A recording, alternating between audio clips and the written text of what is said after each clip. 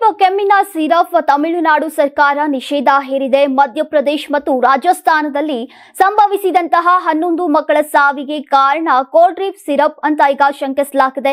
ಚೆನ್ನೈ ಮೂಲದ company ತಯಾರಿಸಿದಂತಹ ಕೋಲ್ಡ್ರಿಪ್ ಕೆಮ್ಮಿನ syrup ಅನ್ನ ತಮಿಳುನಾಡಿನಾದ್ಯಂತ ಇನ್ಮುಂದೆ ಮಾರಾಟ ಮಾಡುವಂತಿಲ್ಲ.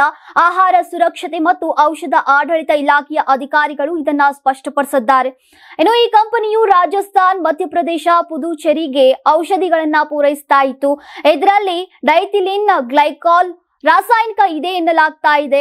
ಇನ್ನು ಹೀಗಾಗಿ ಕಾಂಚೀಪುರಂನಲ್ಲಿರುವಂತಹ ಔಷಧ ಕಂಪನಿಯ ಉತ್ಪಾದನಾ ಘಟಕದಲ್ಲಿ ತಪಾಸಣೆ ನಡೆಸಲಾಗಿದೆ.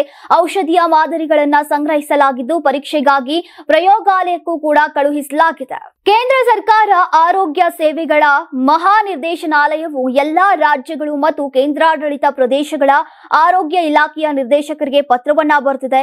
ಕೆಮ್ಮು ಮತ್ತು ಶೀತಕ್ಕೆ ಸಂಬಂಧಿಸಿದಂತೆ 2 ವರ್ಷದೊಳಗೆ ಮಕ್ಕಳಿಗೆ ಔಷಧಿ ಶಿಫಾರಸು ಮಾಡಬಾರದು. 5 ವರ್ಷದೊಳಗಿನ ಮಕ್ಕಳಿಗೆ ಸಾಮಾನ್ಯವಾಗಿ ಅಗತ್ಯವಿರೋದಿಲ್ಲ. ಅತ್ಯಗತ್ಯ ಬಿದ್ರೆ ಮಾತ್ರ ಸೂಕ್ತ ಪ್ರಮಾಣದಲ್ಲಿ ಕಡಿಮೆ ಅವಧಿಗೆ ಒದಗಿಸಬೇಕು ಅಂತ ಸೂಚಿಸಿದೆ. ವೈದ್ಯರು ವಿವೇಚನೆ ಬಳಸಿ ಔಷಧಿಯನ್ನ ಶಿಫಾರಸು ಮಾಡಬೇಕು. ಬಹುತೇಕ ಕೆಮ್ಮಿನ ಔಷಧಿಗಳು ಅಂದ್ರೆ ಸಮಸ್ಯೆಗಳು ಔಷಧಿಯಲ್ಲದೆ ಕಡಿಮೆಯಾಗತ್ತೆ. ಅನಗತ್ಯವಾಗಿ ಔಷಧ ಬಳಕೆ ತಪ್ಪಿಸಿ ವೈದ್ಯರ ಸಲಹೆಯನ್ನ ಪಾಲಿಸುವಂತೆ ಜನರಲ್ಲಿ ಜಾಗೃತಿ ಮೂಡಿಸುವಂತೆಯೂ ಸೂಚನೆ ನೀಡಿದೆ. ನೀವು ಸಣ್ಣ ಆಗ್ಬೇಕಲ್ವಾ? ಅದು ಒಂದು ಉತ್ತಮ ಆಹಾರದಿಂದ ಸಣ್ಣ ಆಗ್ಬೇಕಲ್ವಾ? ಪ್ರತಿದಿನ ನಮ್ಮ ಜೀನಿ ಸ್ಲಿಮ್ ನ ಯೂಸ್ ಮಾಡಿ ಯಾವುದೇ ಸೈಡ್ ಎಫೆಕ್ಟ್ ಇಲ್ದಂಗೆ ನೀವು ಸಣ್ಣ ಆಗ್ತೀರಾ.